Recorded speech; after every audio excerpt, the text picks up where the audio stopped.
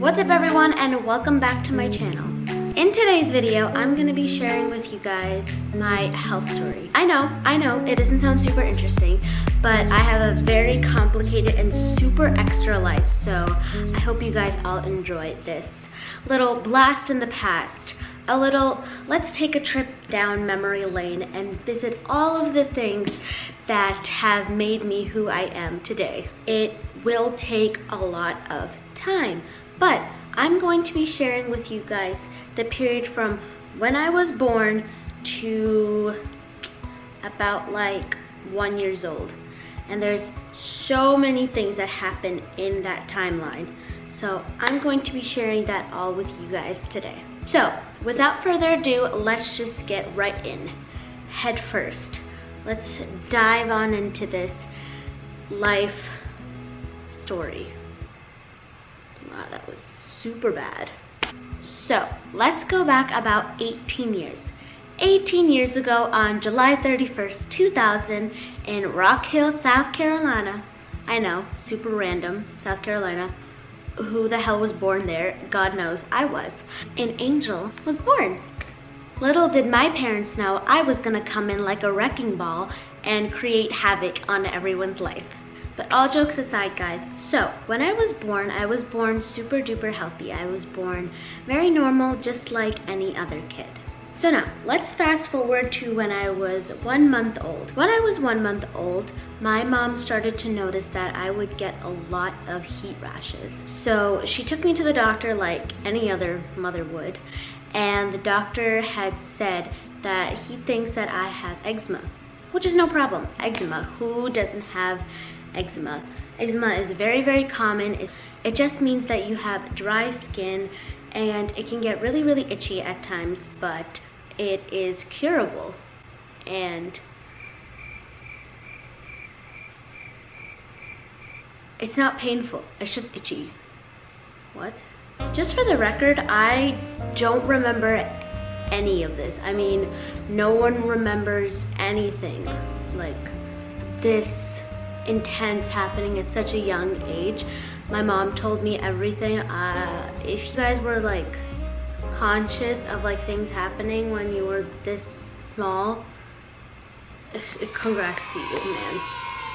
I don't recall. So let's fast forward to about 5 months old. At 5 months old, I started to have really, really high fevers. And my mom took me to the doctor once again, and he put me on an antibiotic, as any doctor would. So my mom would finish a whole antibiotic cycle. So my mom called the doctor and said that this fever is just not breaking. This thing is unbreakable. So he gave me, obviously, another antibiotic. When a baby is very, very young, like only 5 months old, you're not supposed to give them too many medications. So after that, my fever still like was not breaking, and the doctor had probably given me up to like 3-4 antibiotics at this point. And my mom was like, you know what, this isn't working, that we have to go to the hospital. Little did my mom know that going to the hospital that one night, she would never see her home again, nor would I. So when we went to the hospital had figured out that this is in fact a hematology program. And hematology basically means that this problem is related to blood. So this is like problems in my blood that they just could not figure out. They transferred me to Duke University Hospital in South Carolina. Me and my mom ended up staying in the hospital for 1 month, 1 whole month. And it was bad, to say the least. So when me and my mom were in the hospital, they had figured out that my chromosome 7 was missing. The proper terminology for this disorder is myelodysplastic syndrome, chromosome 7 missing, myelodysplasia. I know, it's a mouthful. Just to help you guys understand more, I do have the correct definition for myelodysplastic syndrome so you guys can get a better understanding of what this actually is. Myelodysplastic syndrome, or MDS, are conditions that can occur when blood-forming cells in the bone marrow become abnormal. This leads to low numbers of one or more type of blood cells. MDS, or myelodysplastic syndrome, is considered a type of cancer. Well, so basically there are different pairs of chromosomes in your body. I think 24 to be exact, don't quote me on that, but I think so. And to be specific, my 7th chromosome, like a piece of it, was missing.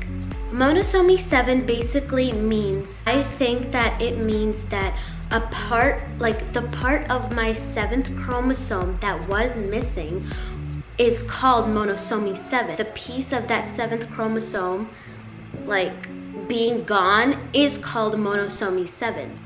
Does that make sense? No, it doesn't. So basically, myelodysplastic syndrome is basically pre-leukemia.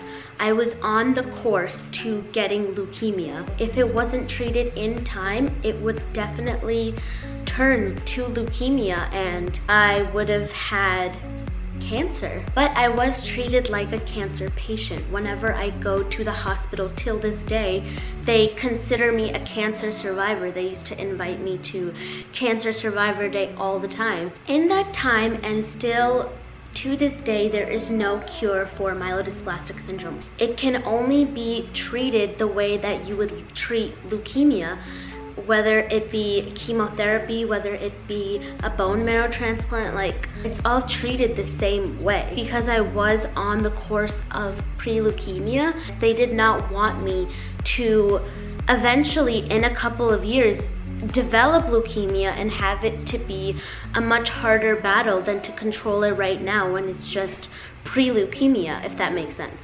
So basically, my doctors decided that it was very important to do a bone marrow transplant. A bone marrow is in your spine, inside of your spine, like your spine is hollow on the inside and your bone marrow basically lies in that hole, and it basically creates all of your blood. It creates your white blood cells, your red blood cells, your platelets, your hemoglobin, everything. Because I was so young and I had no chemotherapy in my body whatsoever, and my body wasn't really damaged in any sort of way, like from all the chemo, they definitely took the last option of leukemia and made it the first option so that I wouldn't have to go through all of those years of chemo, my body being destroyed internally at only 5 to 6 months old. So my parents decided that it would be most beneficial for us to move back to New York and to just be alongside our friends and our family that would give us a lot of love and support in this hard time. So in the middle of all of this, my dad actually applied for a job in New York before he even found out that I was diagnosed. So basically, long story short, my uncle has seen a job interview in the newspaper before I was diagnosed even. Everything was fine at this point.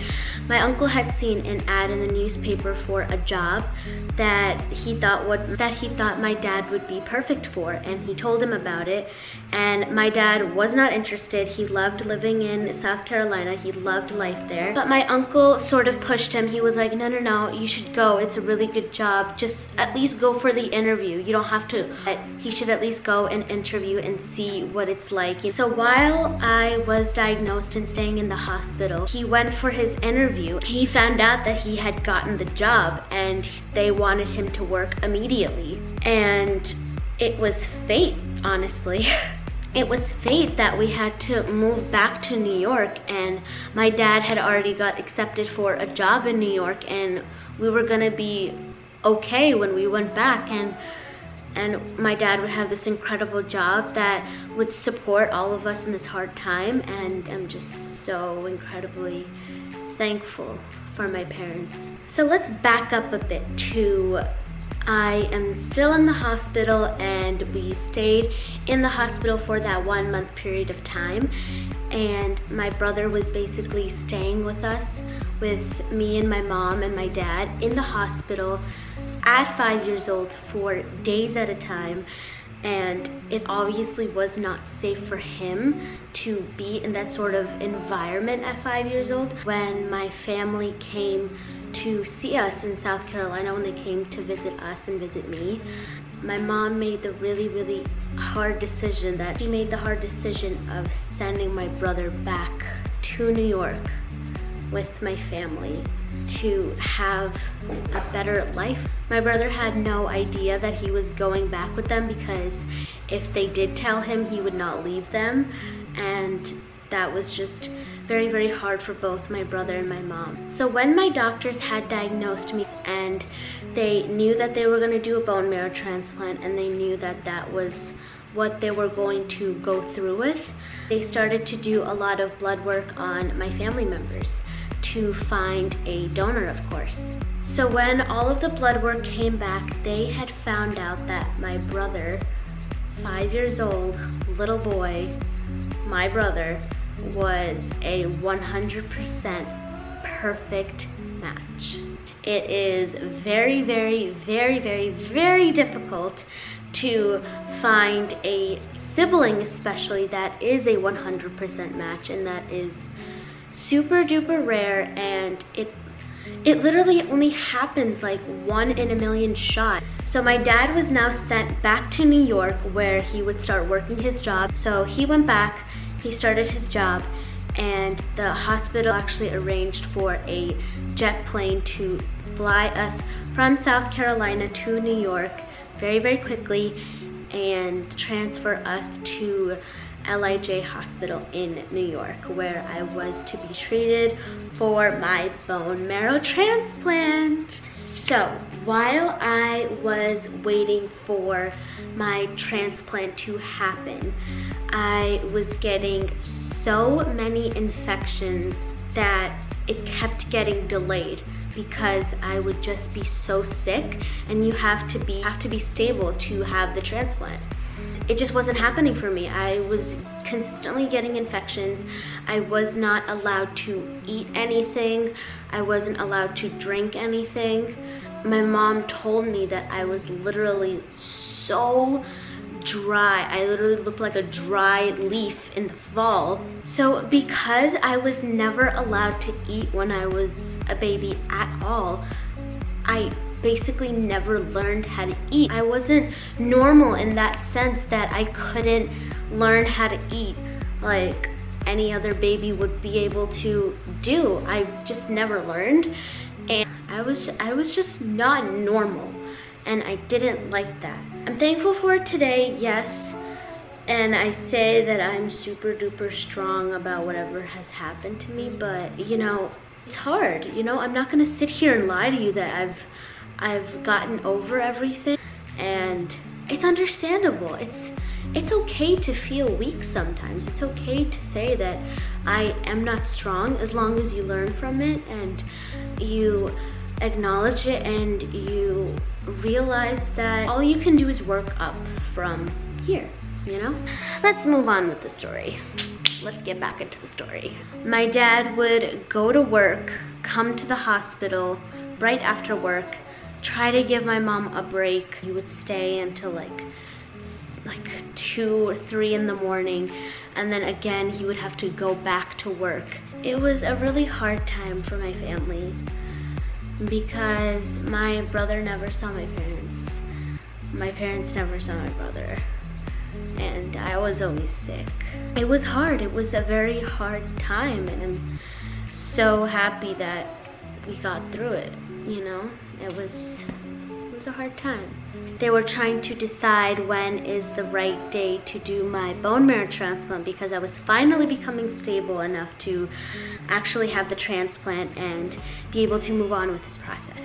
So before the transplant even took place, I had to undergo 5 days of super duper duper uber hardcore chemotherapy to kill all of the good and bad cells in my body, so my little tiny peanut little body is completely fresh and completely wiped away of any of my own blood cells, good or bad. Everything is just clear. My parents had asked my brother while he was 5 years old, they literally asked him, they were like, is it okay? Like, do you want to do this? They said, you know that your sister is really, really sick, and you know that she is not doing well. And they basically explained to him how he was basically the only person who was able to save my life. And of course, being the amazing person and brother that he is, of course he said yes. My transplant date was April 9th of 2001. I had a 5% chance of living, and they had no idea whether my body would accept the bone marrow or not. You know, your body can reject these kind of things, and I know that there are people going through stuff like this or something worse, God forbid something worse, and I never want to seem like I'm complaining or asking for pity or anything. I'm not asking for that. I think it is super important to share what we have gone through because it helps people understand us. And no one has ever wanted to understand me. No one ever gave me the chance. No one ever wanted to get to know me, ever. No one ever wanted to listen to what I had to say. People just don't want to be kind these days. And everyone talks about it. Everyone talks about how we need to make this world a better place. But no one has really gone very deep and shared everything, which is okay. And I'm not saying that that's wrong. I just want to do that. I want to be that person to share their story in a vulnerable way, even though it's not the most comfortable place to be.